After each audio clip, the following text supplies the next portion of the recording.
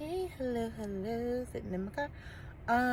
So today I am celebrating 13 years of abstinence, and I'm just gonna go off the dome and think of some things to say.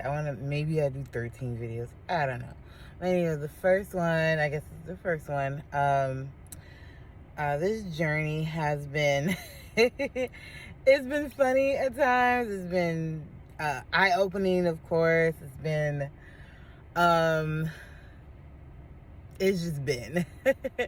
I will say this though, like, even if you are, I've never been a Christian to say, oh, well, after you've done something for a while, then you could speak on it.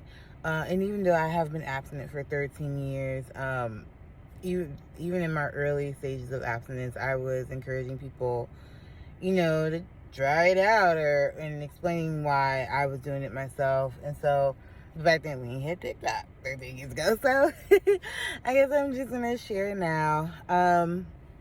Let's see.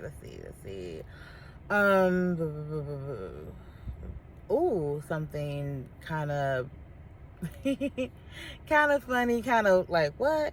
God is super funny and intentional, and he will have you do things just off principle. So when I decided to become abstinent, one of the things he said, he's like, cool, just so you know, you can't buy a full-size bed. I'm like, sleeping on the floor? What you want me to do? It's like, no, girl.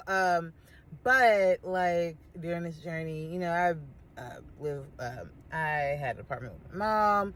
I have my own apartment now, for years now. But in all this time, I could not buy a bed that was bigger than a twin bed. Now, I know some of y'all are saying like, girl, that's childish as hell. Trust me, I thought the same thing. But, and to keep it $150, in terms of sex and doing a do, I guess you want to call it, you don't need no bed. Real talk, you don't need no bed. And we keeping it $150. We keeping it grown, keeping it real. You don't need no bed to do nothing, and it don't need to be a big bed neither, for real. But off principle, right? Off principle is the reason why he told me to do that. It's like, all right, during the time you cannot buy, and I cannot have a bed that's bigger than a twin size bed, just off principle. And I'm like, okay, at first I'm like, this is goofy as hell, but I heard the Lord and I'm gonna be obedient.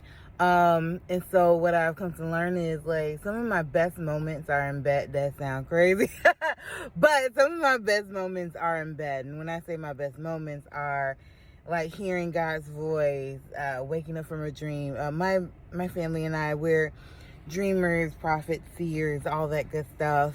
Some of my best moments are just lying in bed, thinking on God, talking to him.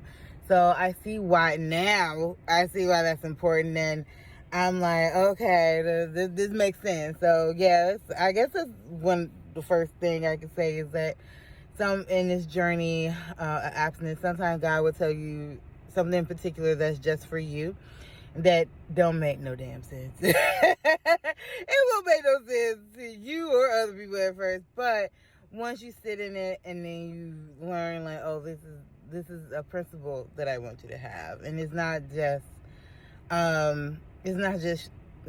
sharing a bed with someone or sharing space with someone. Is that he wanted me to be comfortable and aware of how sacred sharing a space is, especially a bed, something like a bed. So I really appreciate God for giving me that, and also giving me that in a way that I understand. I know some Christians would be like, oh, you have to have a scripture for everything God tells you. And it in some cases that is true. But sometimes God would tell you something first and then give you scripture for it. Give you scripture for it later as you do that thing, and he will fill your heart with that. And so yeah, that's something I wanted to share. Guess I'll make another video. It's kind of fun. Okay, see you later. Bye.